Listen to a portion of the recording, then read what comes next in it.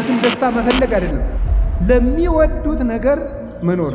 በእጆች ሰውን የፈጠርክ ረዳት ኃይል ተሆነው ዘንድ ሴትን የሰጠኸው አምላክ ሆይ አሁንም ጌታችን ሆይ ለነዚህ ለሁለቱ ወጣቶች ለሙሽራውና ለረዳቱ አዋሃጅ ሁን።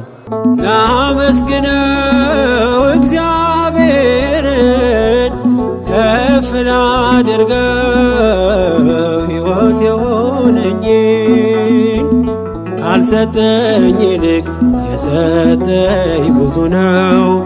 አላጉረመርምም በኔ ላይ በሆነው ካልሰጠኝ ይልቅ የሰጠኝ ብዙ ነው።